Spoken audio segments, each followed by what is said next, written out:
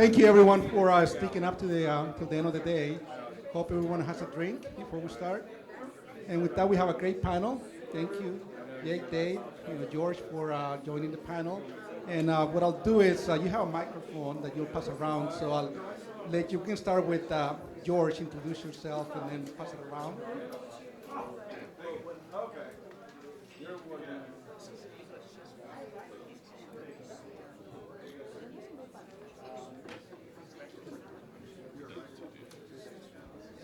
Check. Can you guys hear me? Yeah. Hey guys, I'm George Viegas. Good to be here today. Good to see folks with a drink in their hand. Good to see everybody in person. It's been a while, so yay. Good to be back, right? I'm the CISO at Orange County in Chapman University in the city of Orange, in Orange County. And most of you may or may not have heard of Chapman. The little brother to USC and UCLA. But we are around, we've got about 10,000 students, so a sizable amount of students, and we consider ourselves equivalent to a small and medium-sized business. And with that, I'll pass it over to Jake. Hello. Well, you guys know my background, so I'm not going to go through that again. It's just good to see everybody here. Hi, everybody. I'm Dave Hanighen. I'm the Chief Information Security Officer for Logix Federal Credit Union. We are the largest credit union in the Los Angeles area, and we also service Ventura County as well. About $8.9 billion in assets, about 225,000 members. We're kind of unique in that most of our members, or a lot of them anyway, are spread across the world because we were McDonnell Douglas's credit union. So we have a lot of engineers around the world, and so our threat surface is a lot bigger than most credit unions, and that's been a challenge for me as a CISO. Okay, thank you. And my name is Marvin Cruz with CGI, an IT services, global IT services company. So one thing that I really like about this panel is that you come from different industries.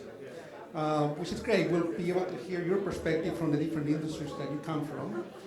That said, when I go to the questions, I'll ask the same question across, since again you come from different industries. So I'll start with one that they asked you something similar earlier during your keynote, and that one is, what are the cybersecurity threats that you're seeing in your industry? So I'll start with you, since they asked you something similar earlier. No, well, the answer is going to be the same. In my sector, we're very concerned with nation-state actors. That's probably the higher priority target for us. And then when you look at critical infrastructure as a whole, that's probably everybody's, boogeyman, especially when you look at what's going on in the news right now, right? And the, ominous tone that Russia put out there. So yes, we look at nation-state actors, people that have an axe to grind with the United States or the West or whatever. Our second, probably biggest threat, like everybody else, is cyber criminals. And we deal with those like everybody else does, because cyber criminals don't discriminate. They look at every organization, and IP is an IP. Once they know what you are, they'll figure out if it's worth their time or not to mess around with you, right? If you don't have anything that's worth their time, they'll move on. But they still exploit literally everything they can exploit when they're doing their reconnaissance and their discovery. Which, doing crypto mining on somebody's network may not sound like at the end of the world, but it is using your network resources. It is dragging things down. So you have to look at all the different things that, cyber criminals do. And then the last one for us, just to reiterate that, is probably that insider threat, and that should be for most people. I would suspect insider threats on the top 5 at least, because you have that, like I said earlier, you have that direct insider threat, which is the disgruntled employee or contractor or a co-opted employee, depending on what the situation may be. And then you have the inadvertent insider threat, somebody who just makes a mistake, and you have to be able to protect against that.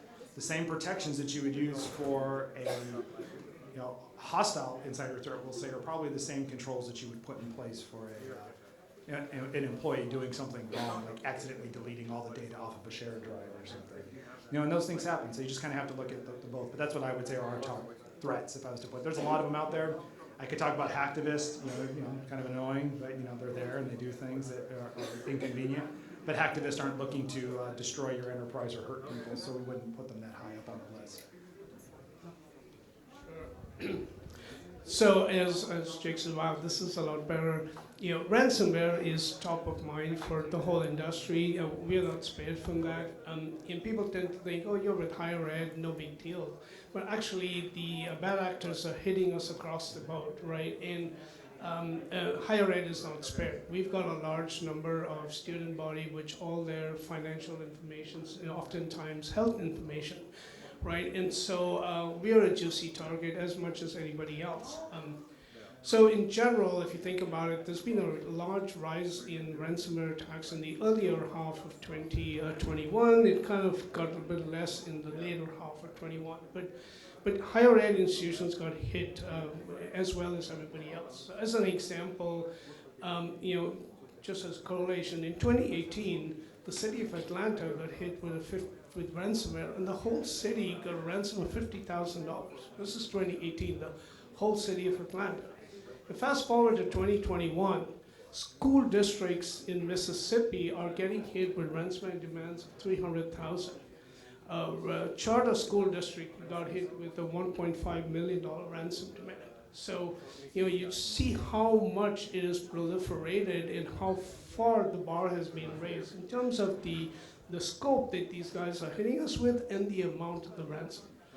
So when you're looking at schools getting hit with $1 million plus ransoms, the bar has been raised. So obviously, like the rest of the industry, that is top of mind, one of our top threats. Right. The second biggest threat is the phishing attacks. The scale of the phishing attacks and the complexity of the phishing attacks have considerably increased. Right. No more. You get the standard spray and pray attacks. But you're also getting these sophisticated targeted spear phishing, so the real attacks, right? And what's particular to higher ed is, unlike some of the other regulated industries, because we are all about academic freedom, it's very difficult for me to lock down all the doors and say, you can only get email from here and you can't use Gmail, no, I have to keep everything open, right? So the paradigm shifts where instead of having a guard in front of the door, now I have to keep the door open and kind of behaviorally and analyze a lot more. So that's particular in my industry. I think the third piece is passwords, as a form factor, a second factor by themselves, is pretty much history, right? We know in the past year, MFA has pretty much become the standard, but that's primarily because data breaches aren't I guess we've got breach fatigue, right? How many of us have heard of a big data breach in the news anymore? It has to be really big to happen. In reality, it's happening, and it's happening all the time. And these passwords are getting loaded on the dark net, and we see it all the time. I have intelligence that gives me feeds from the dark end every time, darknet, every time passwords related to my institutions are dropped there. So we are seeing that proliferation of passwords coming out on the dark web. And so we know, that by itself is no longer a factor, just because of the increase of that happening. So I would say those are my three top threats that we're looking at. The microphone. Particularly in education, have you seen any trends or any movement in the students themselves becoming at risk that you have to protect yourself against? Oh, absolutely. I think what's unique, again, going back to the academic freedom perspective in higher ed, we have a lot of students doing research, right? And you combine that with the high availability of cloud platforms for almost anyone and anybody to do stuff, right? So CRM, for example, is something that in the past was the domain of the IT department. You wanted to do CRM, it was a big project, thousands, hundreds of thousands of dollars, right? But you can get CRM for $10 a month, right, online. And I've had a student body come to me and says, oh, we've got to do this project. We're going to be gathering data from all the local Orange County folks. And by the way, we're putting it in this CRM. I was like, okay, it's $10 a month. Why do you guys, So when I explained to them, look, there's all this data you gather, you just can't do that. First of all, you can't gather it, and secondly, you can't put it in this cloud. And I was like, why are you security guys stopping me? It's only $10 a month, $15 a month. What's the deal, right? And that's the students I know about, right? And so, what about the rest? I think that's our particular challenge. Jake mentioned the insider threat. It's kind of our insider threat. And you combine that with the proliferation of cloud technologies. It's just an explosive combination. Thank you. And as we get the microphone to Dave, please feel free to ask any questions. We don't want to wait until the end for questions. We want to make it interactive. Yeah, I don't have a whole lot to add, honestly. They pretty much covered most everything. George and I are in industries that are very similar. You wouldn't think education and financial services are the same, but we are. We experience a great many of the same issues. On the ransomware, we just doubled our cyber insurance this year. The coverage for that. And we were told that when we got our policy 3-4 years ago, it was more than sufficient. But I think, as you just mentioned, it's no longer enough, and we're seeing significant in the millions of dollars of ransomware now, where it used to be 10,000, 50,000, that type of thing. So cyber insurance is a big deal for us, and we spend a lot of time on that and looking at that and making sure the coverage is good. But what's my biggest cyber threat? Well, there are 825 of the nicest people you'll ever meet in your entire life. They're great. And I have one of them right here. He's my manager sitting in the front row.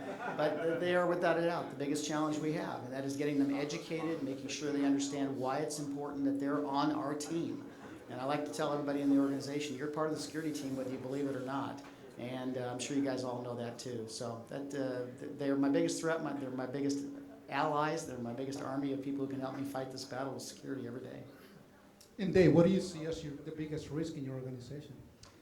Oh my. I think there's a couple of significant risks that we're facing right now. Again, I think having cyber insurance and making sure that we have cyber coverage for those ransomware attacks that are not, as I tell my board, an if, it's a when. And they don't like hearing that, but it's true. I think the other risks that we have right now are vulnerability management is a huge risk for our organization.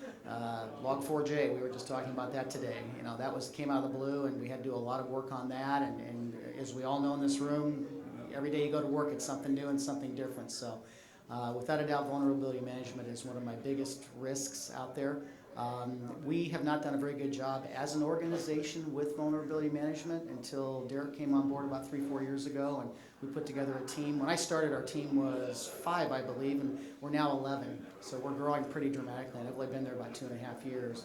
So resourcing is the other risk. It's a big issue, trying to get enough resources to be able to handle everything.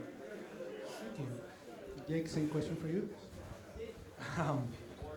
Well, since we're talking about ransomware, one of the things that you have to look at is what you're going to do about it. You have to have that conversation before we talked about, you heard me say it before in the earlier talk about you have to decide what your response is going to be on a given attack or a given threat. I would say for us, what we look at, and not just Metropolitan, but just in general, what I've always kind of looked at is, ransomware is a variant of malware, right? It's a more destructive, it's a more damaging type of malware to your enterprise because it is going to take access away. It is going to violate the triad that we used to say, confidentiality, integrity, and availability, and which I would add safety to that these days, but it's going to compromise that because you don't have availability of your systems. But you have to look at what I would say is I'd be cautious to overly mystify, as I said earlier. Ransomware is dangerous, but what is the source attack vectors? And so I'd come back to, it gets back to those basics, vulnerability management, user education, understanding, how something gets into your network, managing your privileged accounts. Listen, in a lot of organizations, and I'm not going to say ours necessarily, but in a lot of organizations I've worked with and the people I've talked to, the IT people can be your biggest threat inadvertently because they have to have admin rights on their box to do coding. Well, no, you don't. But that's what they'll have. And so they'll say, well, I need to have this capability. Not realizing that if somebody owns that computer, that's what we say when somebody takes over your system, they own it, and you have admin rights. Well, guess what? The adversary now has admin rights because they have your account. And so we have to kind of look at those broader things that we do to ourselves that enable these things to happen. And so I think it really kind of comes down to, for me, it's the education. It's making sure that we're staying on top of vulnerabilities. It's making sure that we're also understanding what the threats to our various sectors are capable of doing, right? And and what they're motivated to do. I mean, anything's possible, But you kind of have to look at that likelihood, or you can really spin your wheels trying to figure out how you're going to defend against everything. And George, you talked about threats and risks to your organization. Can you share some best practices with the group on, for your particular industry? Totally. It goes back to Jake's point. We get different flavors of different types of attacks, and they show up in the limelight here and there. But at the end of the day, you have to do your basic blocking and tackling, right? You have to do your vulnerability, your patching, making sure your firewall rules are up to date, your antivirus is well configured. You've got your basic email security, you've got your basics in place, right? And once you build from that foundation, then you can build out. So I think that is obviously best practices for everybody, right? For higher ed in particular, and probably for some other industries, we're dealing with an explosion of cloud, right? 2 years ago, people were talking about the cloud is coming, right? Guess what? The cloud came in and it's exploding, right? I've got hundreds of vendors, right, that are directly in the cloud. And what makes it all the more complicated for us, and it's actually a business value, is that there's a cloud service for almost anything, right?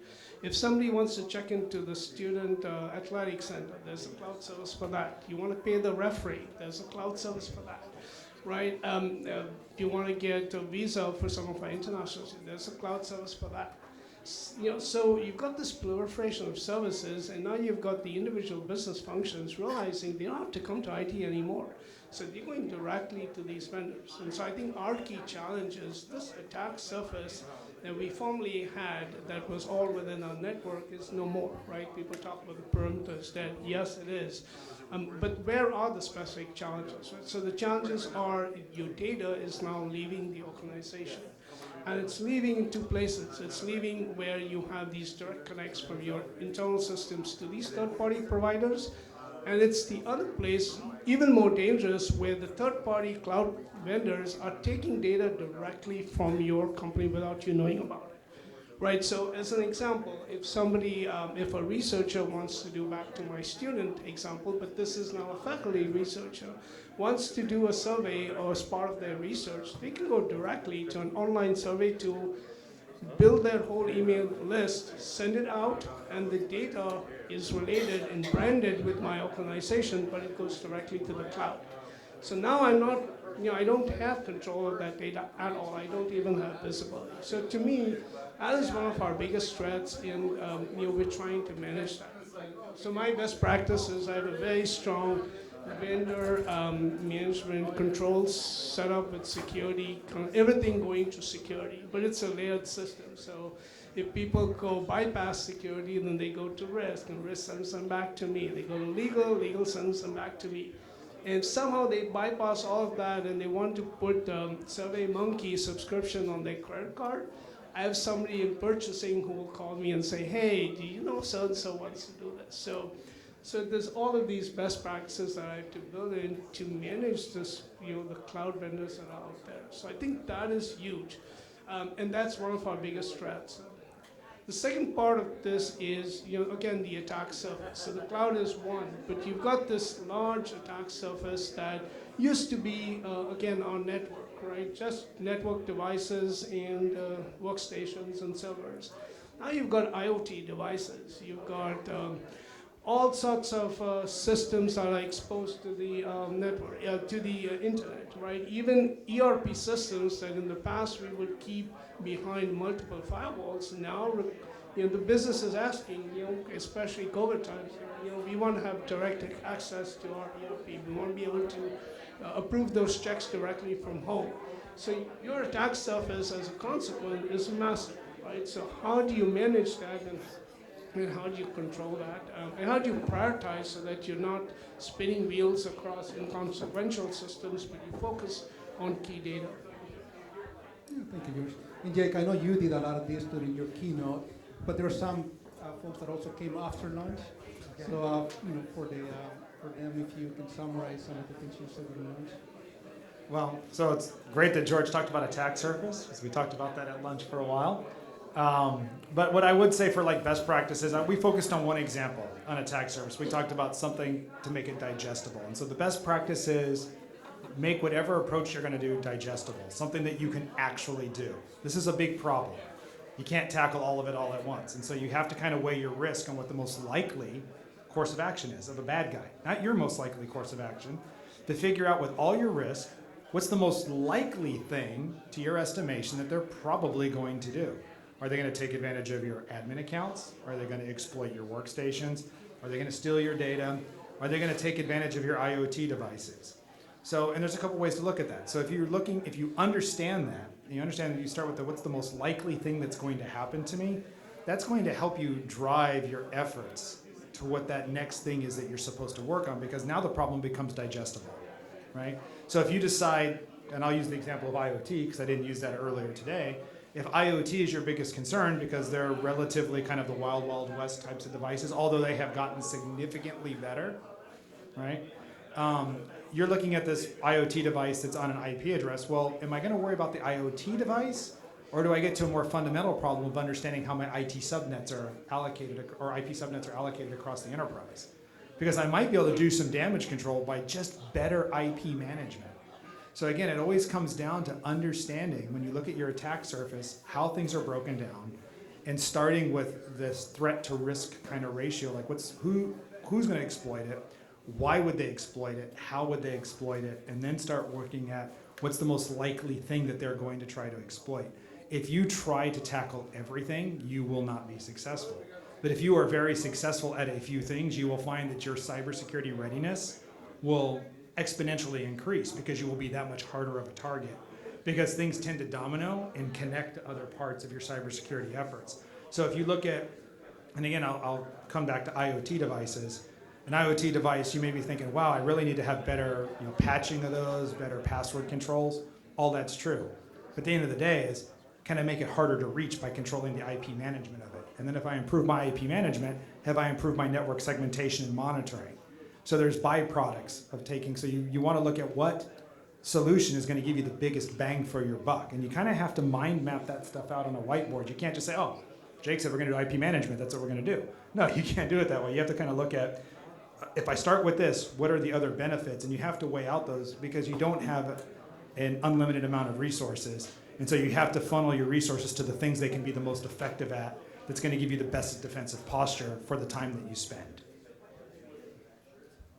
We talk a lot about technology, and obviously that's a really big part of all of our worlds, but one of the best practices that I've had in my career, and certainly in this role as a CISO, and I actually did a keynote for Kim 2019, not sure if any of you guys were here, but it was called Influence Without Authority, and what that whole talk was about was the ability to influence your peers and build relationships with your peers so that when you do have an attack or an issue, you can count on them to get behind you and support that effort.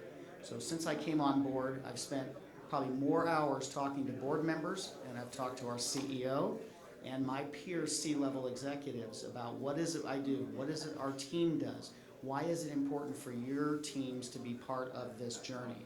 And it really does resonate when you bring them on and you make them part of your team.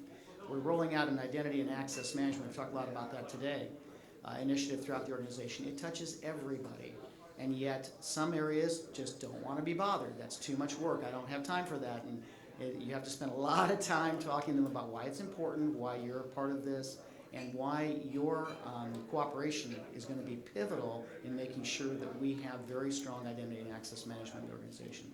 We're doing a similar thing with data lifecycle management. We're putting a data owner in every business unit. They don't want to be data owners. They want to do auto loans. They want to do this, that, and the other. But they understand why that's an important role. So it's that building collaboration. It's the best practice. And I tell a lot of managers coming up who want to be CISOs, it's the most important thing you can do, no matter where you are, no matter what industry you're in. Thank you, David. Let me... One quick thing. I think a really key area is a threat for all of us that I think it's good to highlight is also the the third party, what do we call it, software supply chain, right? And you guys have seen it with SolarWinds and then Kaseya, right? There's this whole new vector that's emerging, and I believe will only get worse, right? With SolarWinds, it was a well-trusted third party software that was just embedded in so many organizations. Nobody even thought to look, right? And then you had Kaseya, which was a third-party managed service provider that through them you got access. So different vectors to these third-party. And of course, Log4j just like blew up, right? You've got, so I think it ties back to the IoT conversation and the vendor conversation we have. And it goes back to security basics again. Good asset management. I think Jake talked about the IoT, right? If you got your asset management, your vulnerability scanning systems all set up so that, and it's tied into your vendor management tools. So if you have, for example, a Log4j, you want to be able to identify which systems have the the vulnerable JavaScript library, or which systems are using SolarWinds, or which departments are using this third-party cloud product that has now got into some breach situation. So, so it starts with good asset management, knowing who and where these third-party systems within your company are. Then tying that back to your vulnerability scanning and your IP planning so that you know where these systems are. You're able to quickly pull these groups together, scan on demand, right? You want to say, okay, where are all my IoTs with this operating system? Then you've got it there, you know they're in this IP segment, you can scan quickly. So it's building that ability of tying these different formally independent sections of security together so that you can spin quickly when these third-party situations occur. Thank you, George. Yeah, I was just going to pause to see if there's questions from the audience. So good timing. Just a general question, I guess, but your point. How do you change the security culture from being desensitized from, hey, it's not about if, it's going to be a matter of when, but then take more ownership at the lowest level, that everyone's accountable? I mean, because you have to admit, that's going to be your greatest benefit, too. Right, if I may, I think you start at the top, right? A great example I use is, giving everybody the data on what's happening in ransomware. So I went to my top leadership and my board and said, these are all the schools and the universities that have been hit in the past 6 months. This is the ransom amounts. So the first thing was getting past that mental block they have of understanding what is ransomware. Second is that, yes, we can get hit. And the third is the sticker shock of the actual ransom amount, right? So all three together. I said, look, all our peer institutions, these are some of them that got hit. Based on that, you're going to be hit with this number, right? And a lot of our senior staff think ransomware, $100, $200, right? But when you show them it can be in the hundreds of thousands and millions, now they're looking at it as a serious financial risk to the institution. So I think that is what I did by starting at the top and explaining to them the actual value and getting their buy-in that says, if I'm calling you on Saturday morning, I have this attack, are you going to say yes or no? I need you guys to make those decisions up front, right? Because some people are still in the mode of we will never pay a ransom. And that's okay, but you need to know that right up front, right? And I think from there, everything else flows down. Good question, Jake. Dave, to that? Yeah, I'm sorry. So on the culture thing, I would say there's two things that we do. So one of the things that I do with all new employees, when we do new employee orientations, I remind them that they are our first and last line of defense. Above technology, above everything else, I rely on you to report phishing emails. I rely on you to see something, say something. And I rely on you to come clean when you stepped in a bear trap on the internet and your system is owned, right? So we rely on them to tell us this stuff. And we do that by encouraging a couple things. For example, that if an employee did go to a website they probably shouldn't have gone to and they self-incriminated to us, we don't share that information with their manager. Because then if we do that, we're going to discourage employees from reporting to us. However, the manager wants to know, well, you said this came from a gambling website, or you came from this. Well, yeah, that may be. Who did it? Not telling you.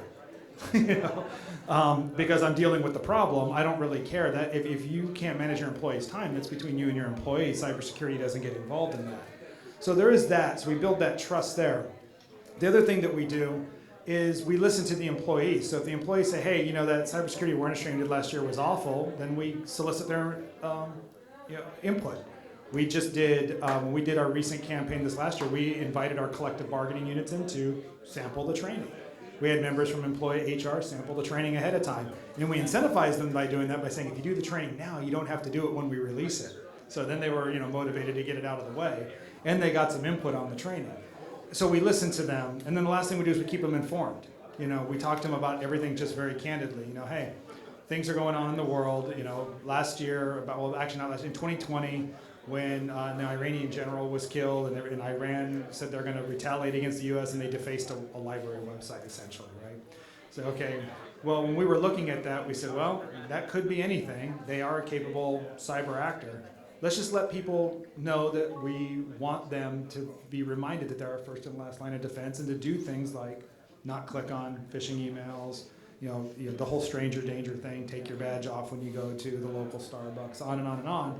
And we just reminded them of all the cyber hygiene stuff that we want to do. And we put it just in a very candid advisory, like, hey, we're not above this happening to us, and you are very much a part of that defense, and we cannot do it without you. Yeah, all of the points he made is the same ones I would do, but we do something a little bit different in our organization, which I think is really interesting. It's the first time I've ever seen an organization do this. So, as I mentioned earlier, we spend a lot of time with the board. We have a CISO on our board. That's very unusual. You don't see CISOs on board. That helps a lot because the message I'm communicating to the board, he's reiterating with the board every time that board is together. And that's a big help. And he was the first person I talked to when I came on board. We had lunch, and we've had several other meetings, and he's a great asset to have on the board. Secondly, our CEO, she really gets it. She understands why it's important, why security is important. We're one of the few credit unions our size that has its own information security area with 3 separate disciplines in it. I've never worked in it's normally been CIO, CISO combined, and 90% CIO, 10% when you get a few minutes to do the CISO role. It doesn't work that way here. We have a dedicated function.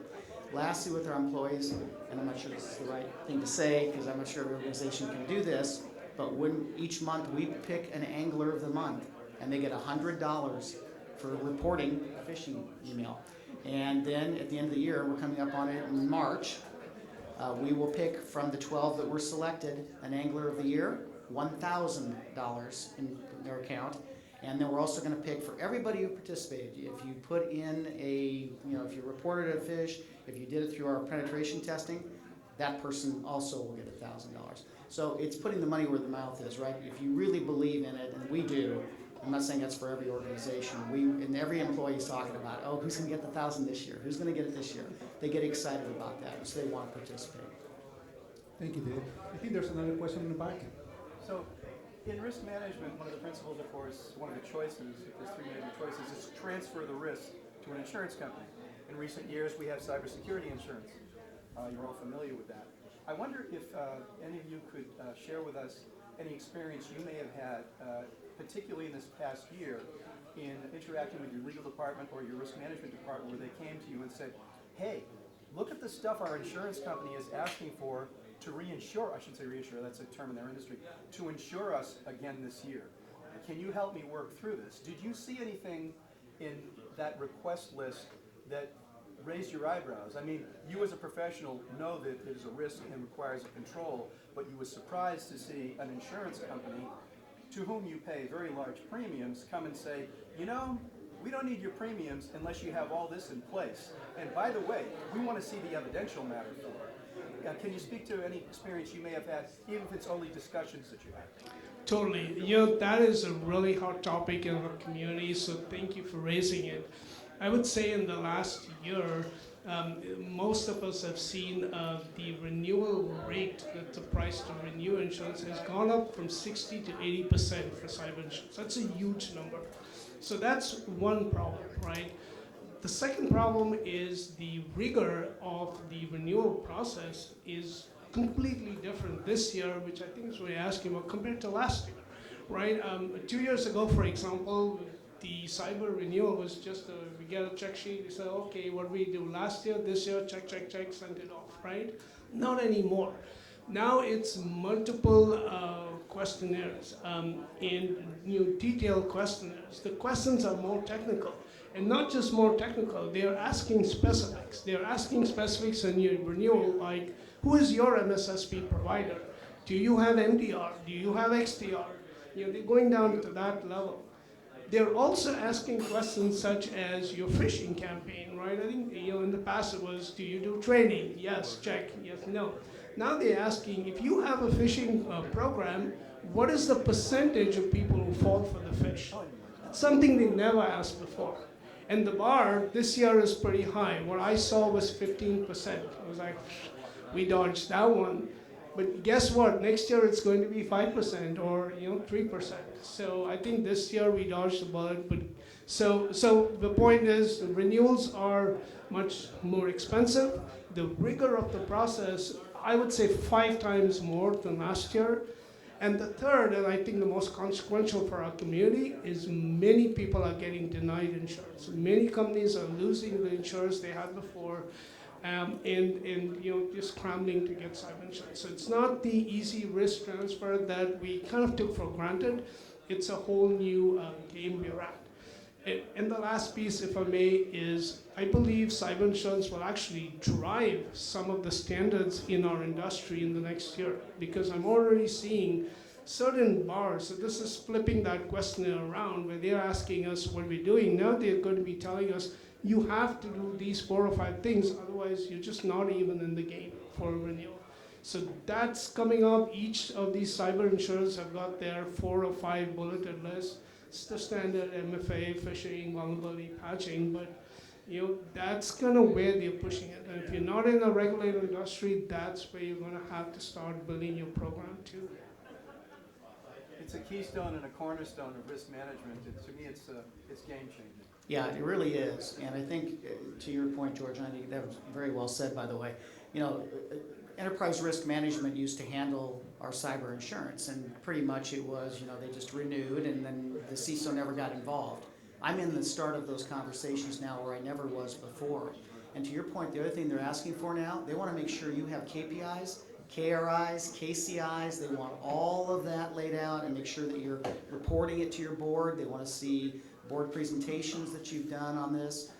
The other thing, too, that it's kind of interesting is they're kind of in lockstep in my industry with the regulators. They're asking for the same things. So now the insurance companies and the regulators are kind of locking arms together and making sure that we're providing the same information to both.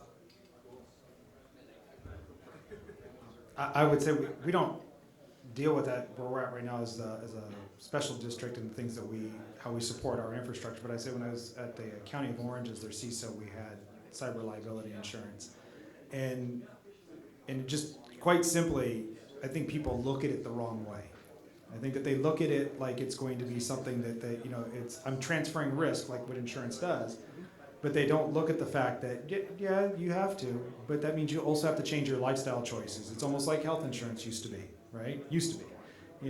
So we have to decide, moving forward, I agree with George. I think cyber liability insurance or cyber insurance, whatever you want to call it, is going to be a game changer for the industry standards, because it's a financial stick. It's not a carrot, it's a financial stick to the organization to say, you know what, you got to comply because you have to have this. And it's going to become one of these things that you just have to do, and you're going to have to change what you're doing. Because it is risk choices. You can't transfer risk. The insurance company's going to look at you. If you're a bad risk, they're not going to insure you. So if you don't do MFA, if you're not doing cybersecurity awareness training, if you have bad vulnerability management, if your cyber incident response plan is written on the back of a napkin, yeah, they're probably not going to insure you. And I say these things tongue in cheek, but there are cyber, people say, well, no cyber incident response plan is bad as long as it's understood. If your cyber incident response plan is a couple pages and it has some steps, that's fine. But if you don't have roles and responsibilities, and those are the things they're looking at, like who's responsible for what. They really do a deep dive into your ability to respond to incidents. They look at a deep dive into what you're doing as far as your backups, how often you do backup testing, when was the last time you did a tabletop exercise. They do ask probing questions about how you manage cybersecurity programmatically.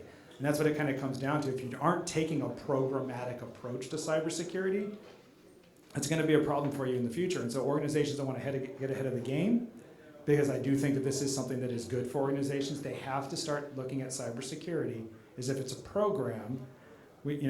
Not just, we use the terms like it's a business enabler. Yeah, but you have to take a look at this programmatic approach to it, that there's this methodical discipline to it that's going to help you deflect that risk ultimately. Thank you. Good questions. Another question in the back? Yeah, just a follow-up question on this question is like, how much budget is companies need to set aside for cybersecurity? Because you have to go through the whole company, from the board all the way down. So how much expense, say, just to cybersecurity? So the question is, how much budget do you allocate for cybersecurity within your company? I would say, it depends on when you have your next incident. And typically, when you have an incident, the budget goes from 0 to 60 in 3 seconds. But until then, it's a challenge for all of us in the unregulated industry, right? So I see industry generally as kind of fully regulated. Like if you're in banking, if you're in the health insurance, you've got certain regulations you have to abide by. So you can build a framework of your security program around those regulations, and consequently from there you control the budget, right? That's one way to do it. Now I know in the unregulated sector, like where I'm at, now I have to kind of do all sorts of song and dance and try to influence my management to get the budget I need. So there's many different approaches. Some of us, like I look at the number of data records in my ERP system and try to draw a parallel with the value on the dark web, and then present a case for, should we get attacked? This is the value of our data. How much do you want to spend, right? And based on that, I also put a number on what our cyber insurance should be. Kind of try to put some pattern to it, but there's so many different ways to do it, and it's always a challenge. So that's a good question, and the first thing I would say is you have to kind of start with a couple different filters. Start with what you want to do, which means you have to have a strategy, and what do you need to do? Because ideally you don't want to deal with cyber issues at all. I mean, in a perfect world, we will eliminate the threat of cyber attacks, right? It's not going to happen, but that's what we're going to shoot for. So in reality, how do you get there? You have to kind of start with what you want to do, and that's going to kind of drive your budgetary discussion, because a lot of times I've seen people, they don't give me enough money for cyber. Okay, well, what is it you're trying to do? Well, I'm really just trying to protect the organization. Got it. How? What's your next step? Do you want to implement identity and access management? Because that has a price tag. Do you want to implement network access control? It has a price tag. Do you want to have cyber threat analyst on staff? Also, a price tag. Everything has a price tag. And if you sit down and decide how your SOC is going to be structured, if you even need a SOC, maybe you go with an MSSP, as mentioned. MSSP has a price tag. Makes it really easy for you to figure out. And so as you start looking at these things and decide how you want to respond to cyber incidents, how you feel the company needs to protect it, I would put all that, I would just itemize that out on a spreadsheet, and you get some idea of what it's going to cost you, because then you can kind of go in with a number, and you're not kind of reaching out into thin air and saying, hey, I have this initiative I want to do. And then you kind of want to look at, how much it's going to cost you to implement each one of these things. You're going to find that you're going to have to prioritize stuff. Because like every other business entity, cybersecurity is important, and if you ask anybody on the C-suite, they're going to say, oh yeah, cyber is important, we got to have it. We need to protect ourselves. Nobody's going to argue with you. Guess what else is important right now? Equal opportunity, diversity. You're competing with other business elements that are equally, if not more important than cybersecurity for the human condition. So as you're going into it, you're trying to make your case for a non-infinite pot of money, you have to make sure that your case is realistic. So you can't go in there and say, well, a cyber attack, a catastrophic cyber attack could cost us $4 billion, and an asteroid could hit the Earth in 6 days. But because none of those were going to happen and we can't confirm that, I'm going to go with the fact that what do you need to do day to day for the most likely risk? And it really does come back down to that managing how you look at risk in your organization so that you can spend to the most likely attack avenues. I think that taking that more realistic approach, as you're mentioning, is absolutely right, because a lot of CISOs I know say, well, I want to do it all. I want to do it all yesterday. Well, you can't. You don't have enough resources to do it all yesterday. So my predecessor went out and bought 35 different products, of which he used probably 12, and all the rest of them were sitting on the shelf when I got here, and they said, what am I going to do with all this stuff? So we went through methodically and began to start consolidating, and looking at the right products, expanding our vendor relationships that had the products that we needed. And, we got our budget, actually, believe it or not, I cut my budget the first year I came in by just eliminating a bunch of stuff that we bought that we didn't use. But year 2, I went back to the CFO and said, now I want to double this, and here's what we're trying to do, and here's what I need IAM money, I need data lifecycle management money, I need money for another initiative, which, fortunately, I can't mention to this audience, but it is very important, and we got $1.4 million from the board for that initiative. So, again, it's that educating constantly your senior management, your board, to understand, that while it may not be a threat today, it could be tomorrow. When I come back to you, you'll remember that I talked to you about this, and this is something that you need. But in answer to your question, my budget's probably doubled in 2.5 years since I've been with the organization. I'm very fortunate I have a board who gets it, and again, the CEO does too. But I fully expect that to keep growing. I'm going to add something to that really quick because it's interesting, and I want to bring it up because I've seen a lot of security leaders that step into this business as young security leaders, and they love to terrify people. You know, because it does get you money once. And so what you have to, I don't ever use fear, uncertainty, and doubt. Because if it doesn't come true, you just spent a bunch of money and, you know, it never happened. So, but at the same time, the point that George made is also very true. What's funny is when bad things are happening, the checkbook just magically opens. And so that's why you have to plan that. You have to be strategic. You have to come up with your strategic plan, like the IT strategic plan or the organizational strategic plan. If you are not sitting down and doing a cybersecurity strategic plan, you're setting yourself up for budgetary failure because you have to have some idea of where you want to be in a given amount of time. Because when that checkbook opens, you should go say, yep, I'm gonna buy this. You need to be ready for that because if they come to you, hey, what should we spend money on? And you start doing what I used to call, fish mouthing, where people go, because they don't know what they want to say, the money's gonna pass you by. And so just keep in mind is you want to make sure that you're paying attention to those things and stay away from fear, uncertainty, and doubt. It actually doesn't accomplish anything. Right, totally. I'll add to that. I've been in places where I've seen senior CISOs, as a junior security guy, senior CISOs, wise CISOs, coming in and failing because they hit the organization with this huge budget and they wanted to boil the ocean in their first year, right? And the classic reaction was we've had this for the last 10 years. Why is it such a big deal? So I would say that's caution number one. Plan it carefully, be realistic, back to Jake's point. Be realistic about what you're asking, tie it back to the risk, tie it back to dollars. I mean, oftentimes when we go to the board, they've just been in long meetings. I know my board is talking about real estate, they're talking about finance investments, they're talking in dollars, right? So if we can get in there with our risk projected in dollars, I think that's a great way to project the budget. I think the other thing is being patient and being strategic and taking your wins where you can. Right. An example is identity management, Dan's project. I've been trying to get that at Chapman since I joined 5 years ago. But it's a big deal. You have to convince people what is identity management, what's the value to the institution. So it took me 5 years, but today, this year, identity management is the top capital project in the IT department in the university. But it takes a while to turn the ship with these large projects. And where you to take your wins, right? Tactically work with the IT department. Somebody's doing something related to security, try to pile on and get something done, right? If they're doing password and O365 updates, maybe we can tag on MFA or we can tag on conditional access. So take your little wins, go for the big wins, and just make it realistic. See if there's any other questions. Question in the back and then One question specific to organization. How does your organization put the cybersecurity preparedness with the disaster preparedness? How does it fit in the disaster recovery? And a second question that is a subset is what you have already alluded, the future proofing. How does that work within that framework? And specific question to the academic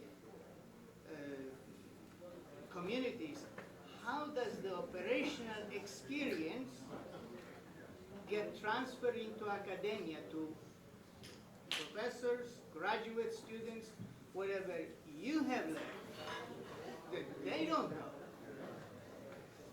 but they should pass on to their students so that when the students come into respective two organizations, they are coming with at least some background. So this is a separate question, but it also ties back to my original question.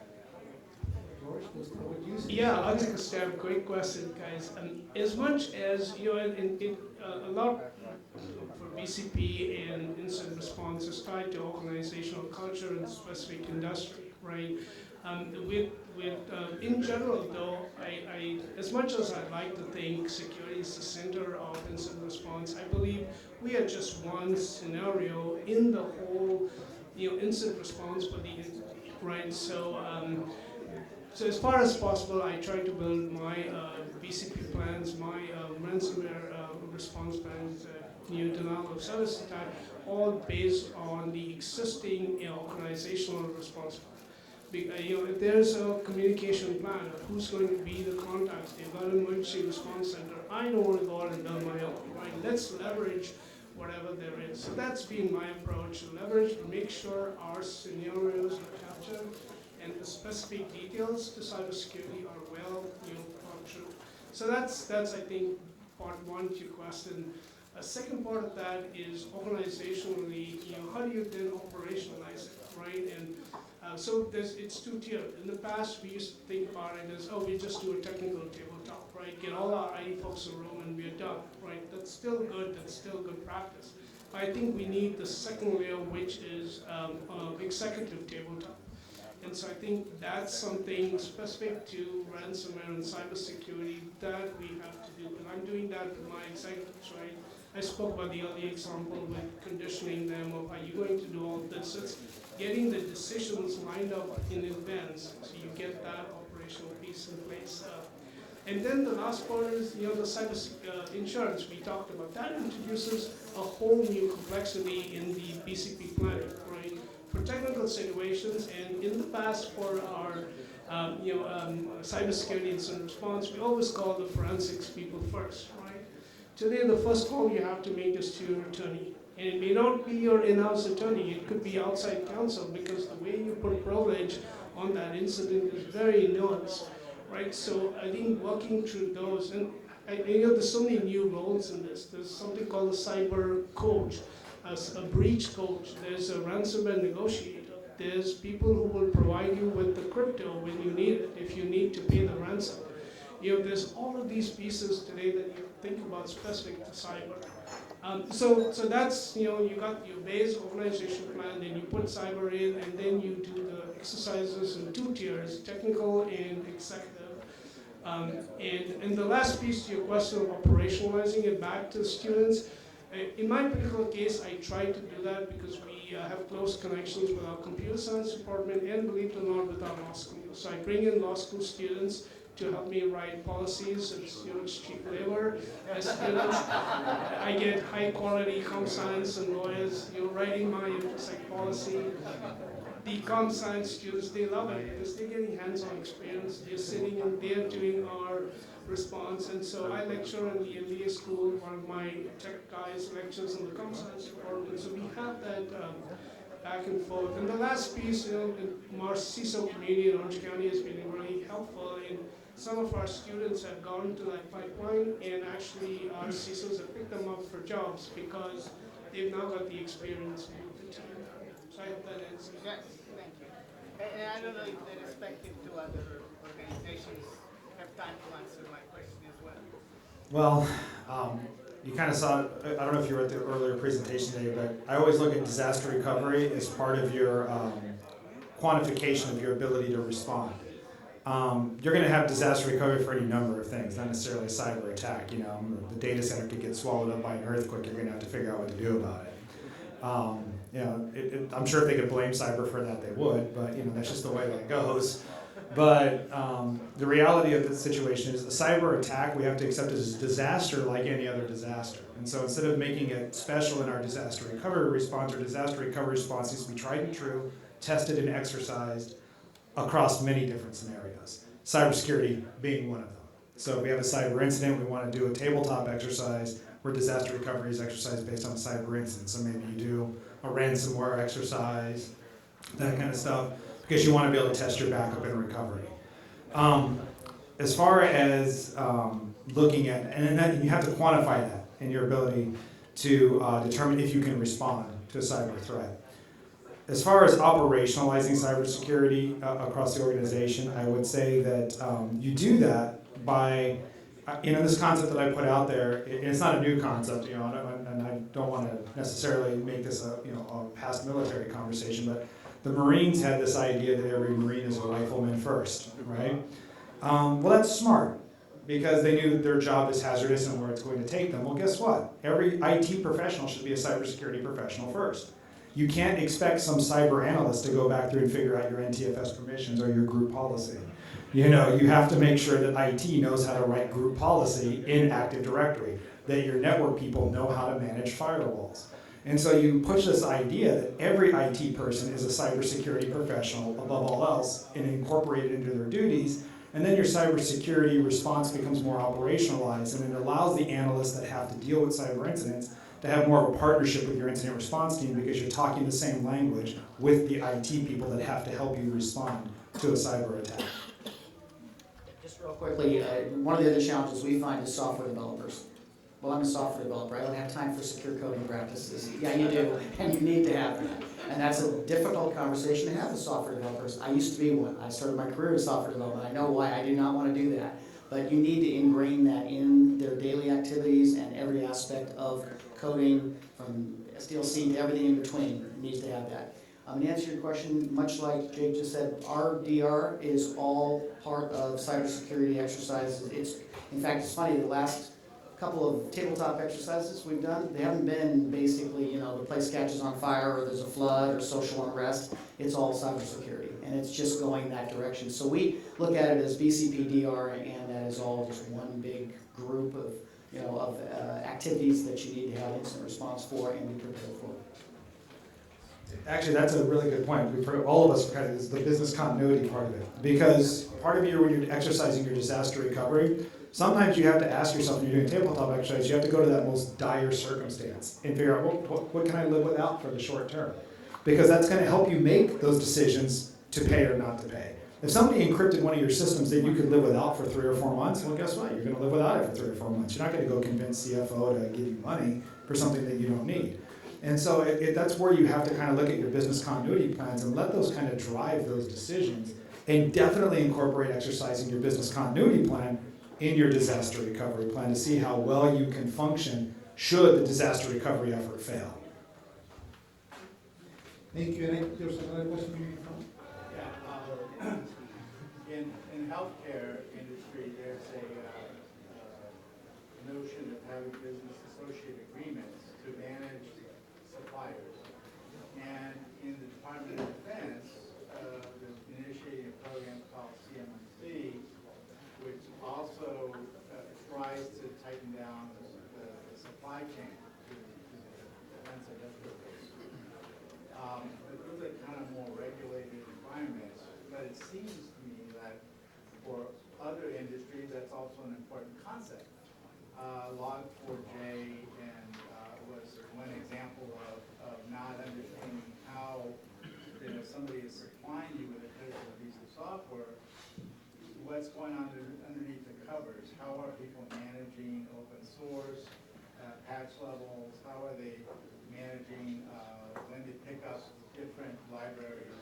And governments, it's estimated that a lot of nation states have focused their resources to look at some of these modules and come up with attack vectors from there, and looking to, so that they can exploit them when the time is right.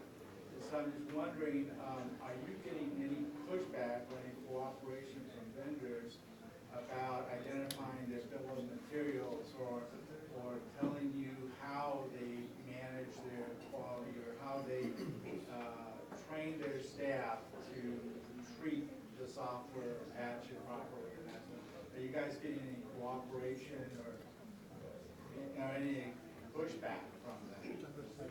I'm seeing pushback. Yeah, no, that's a great question. I think it all depends on, and again, going back to this huge proliferation of these cloud vendors, right? So it goes back to the type of vendor, the sophistication of the vendor you're dealing with, right? We are dealing with, even though higher ed is generally softly regulated, regulations are coming down the pipeline. CMMC, and we deal peripherally with HIPAA because we've got a school of pharmacy, we've got a health science institute.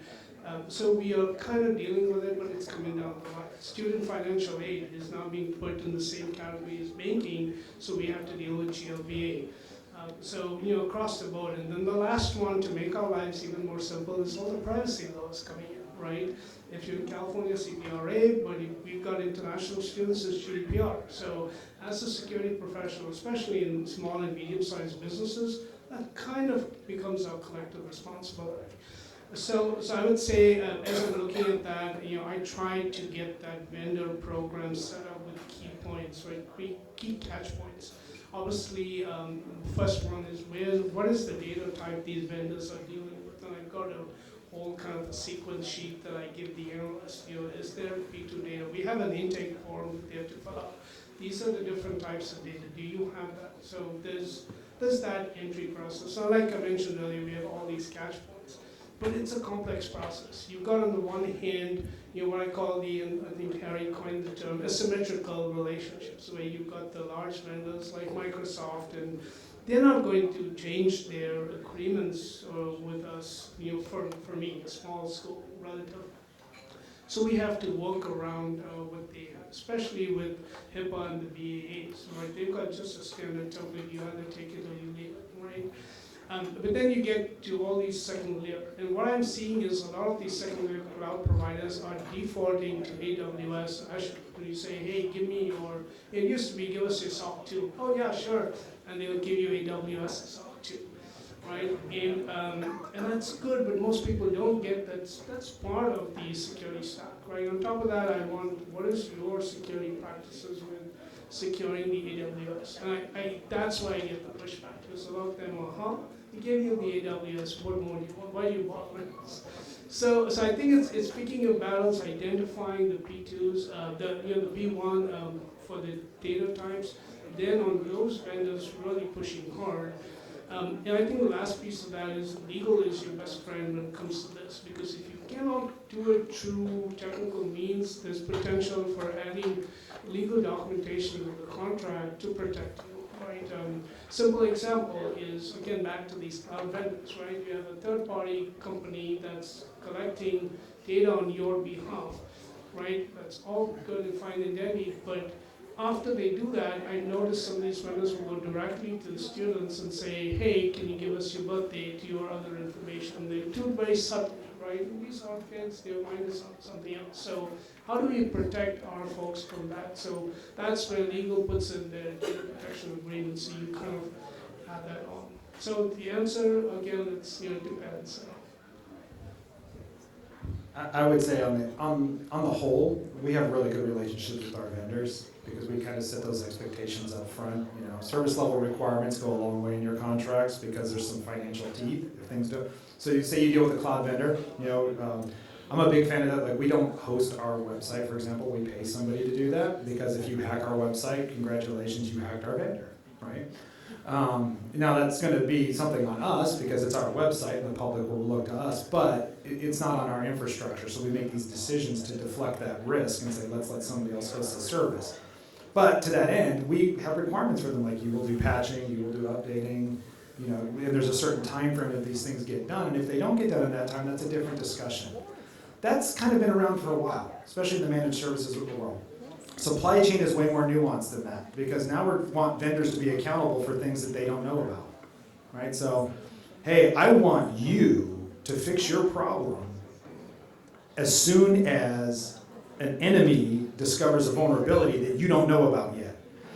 So if you think about what you're asking them to do, it's not realistic, right? So it has to kind of come back to that partnership. And then so what it is we're looking for ways to also say, well, it's not my fault, it's this other third party fault. And you say, well, what did you do to establish architecture that could support quarantining of affected systems, isolation of critical systems? What are you doing on your end to deal with those potential supply chain mitigations? And we're looking at things like Log4j, SolarWinds, because SolarWinds was the apocalypse of supply chain compromises when it first happened. But when we go back and look at it, we're not looking at the fact that these things happen all the time. And what happens when your vendor gets phished and somebody owns their email system and then they email somebody in your organization with different wiring instructions for payment?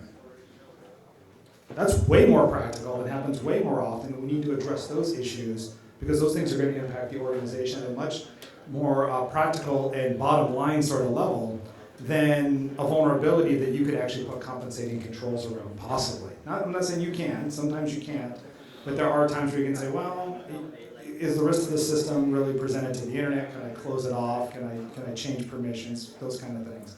As opposed to, well, vendor X had their email system compromised.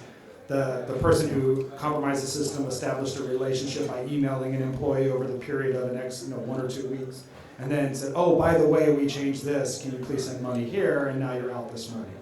Right? So you have to look at these things because that bypasses a myriad of things in your security stack.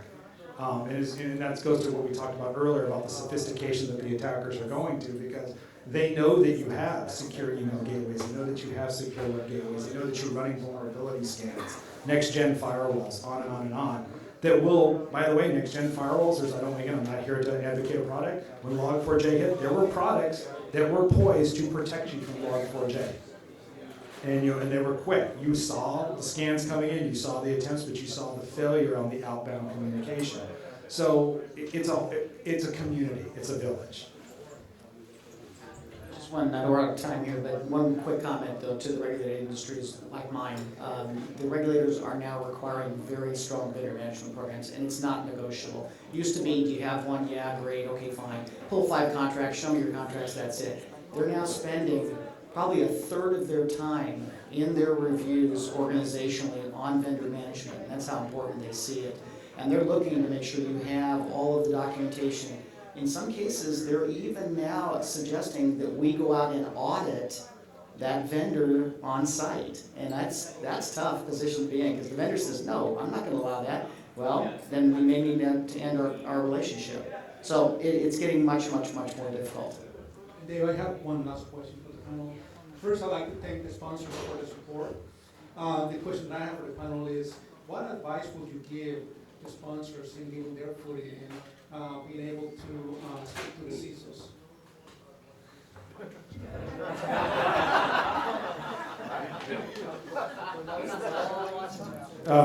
First of all, know who my organization is. I cannot tell you how often I get calls from people that confuse me for LA Department of Water and Power. So a little homework goes a long way, right? So that's first thing. Second thing that I would say is don't waste time with fluff. If you want to get on the CISO's calendar, if you want them to take you seriously, if you want them to go through your presentation and not start checking their phone like 5 minutes into your talk, most of us don't care that your founder was a potato farmer from Ireland in the 1915s, that they worked hard and found their way to America and built this company. Or most of us don't care about the history of your company. In fact, I'm going to go as far as to say almost all of us don't care about the history of your company. What we care about is, you got your time, tell me what you're going to do for me. Tell me what your product does. Spend your time telling me what your product does. All the other stuff is, if we're interested, we'll ask, right? But we don't, most of the time we just want you to know who we are, know what our line of business is, so that you make a pitch that's relevant. I have people talking to me about Gdpr all the time. What are you doing about Gdpr? Nothing, because I'm a water utility in Southern California and I hang up the phone. Yeah, totally echo all that. And in a similar way as GDPR, the other one that I think is super hype right now is zero trust, right? Almost everyone is somehow got a product offering you zero trust. So I would say use that term wisely, right? If you really have zero trust based around that concept, then definitely. But if somebody says zero trust, I just go past it, right? So that's one thing. I think the other thing, the most effective way I've seen is when I have a recommendation from another CISO. In many cases, we've got our own circle of friends and contacts. I will hear about a product from another CISO. And for me, that's gold, right? He tells me, hey, unsolicited feedback, I had this product, it really made a huge difference. And then I've gone to that company and said, okay, let's do a demo. So, when we get into those situations, back to the fluff point, at that point, I've already decided I want to talk to you, I know your product, you've got the good recommendation, don't spend time on the marketing. And I cannot tell you how many times I've told them before I go into a demo, look, I've got my VP of infrastructure, I've got my key architects on this call, let's do technical. And yet, there's like 30 minutes of the call in marketing. So, you'll just focus on the tech. If you've got tech people on the call, just focus on the technology, show the value. So that's my takeaway. Wow, what a question to end with. Here's what I would tell any vendor, and I think the most effective vendors I've ever dealt with did something right out of the gate. They said that your product, this vendor's product, is being used at another credit union, and it's a larger credit union than perhaps I am. And I know there's some NDAs there and things like that, but if you can do that, as George just mentioned, that's going to get my attention. Wait a minute, schools first? They're $42 billion. They're the biggest one here in all of Southern California. And I know Jim Phillips, who's the CIO, a buddy of mine. I'm going to give Jim a call. That's going to get you in the door faster than anything I can tell you, because I know Jim's not going to waste my time. He's going to tell me whether it's a go or a no-go and how well it went and how supportive the vendor was. He just did half your presentation for you right there. Now we're sitting down with our technical people and saying, okay, let's talk about how we implement this thing. So, and I've had only 3 vendors ever do that in my entire career being a CIO and a CISO. And it was by far the most effective, and all 3 of those vendors got a call from me saying, come on in, we're going to talk. So just a suggestion. No, thank you, that's great advice, thank you. And thank you for all the insights. With that, just help me in giving them a round of applause. Thank you.